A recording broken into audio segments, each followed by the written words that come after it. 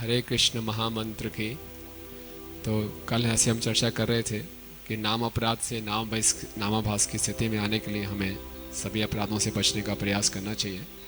और शिला भक्ति सिद्धांत सरस्वती ठाकुर महाराज के अनुसार सबसे उत्तम तरीका है अपराधों से बचने के लिए त्रिनादपि सुनिश्चित श्लोक को अपने जीवन में हम उतारने का भरसक प्रयास करें। ये श्लोक शिष्टाष्टकम का 3 नंबर का श्लोक है और हमारी भक्ति का ये सार है। तो देखा जाए भोरीजन प्रभु अपनी जपा पुस्तक में लिख रहे हैं कि शिष्टाष्टकम के पहले श्लोक में उन्होंने संकीर्तन का गुणगान किया, हरि नाम का गुणगान किया, जैसे हमें 7 लाभ प्राप्त होते हैं।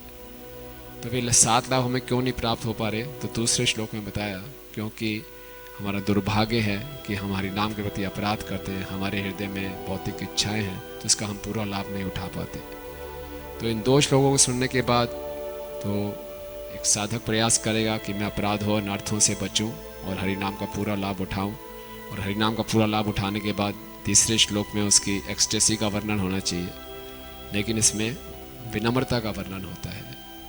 तो भोजन प्रभु समझा रहे हैं कि अगर कोई भक्त बड़ी सिंसियरली हरि नाम का जप करने का प्रयास करेगा तो उसका परिणाम विनम्रता होगा, क्योंकि वो देखेगा कि सब कुछ समझने के बाद, सब कुछ जानने के बाद भी इतनी सारी भौतिक इच्छाएं हृदय में पड़ी हैं, इतने सारे अनर्थ हैं, और वो अपने आप को बिल्कुल असमर्थ पाएगा इनसे छुटकारा पाने के लिए। जानिया सुनिया विश्व खाइना।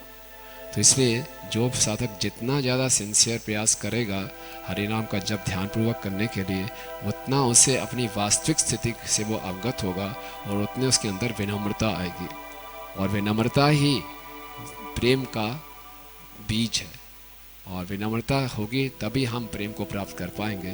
तो ये श्लोक हमारे जीवन में बहुत महत्वपूर्ण है, और इसको पाने का एकमात्र तरीका है कि हम जो हरिनाम की महिमा सुनते हैं, जो शास्त्रों में पढ़ते हैं, उसको अपने जीवन में उतारने का पूरा प्रयास करें। हरे कृष्ण महामंत्र की जय।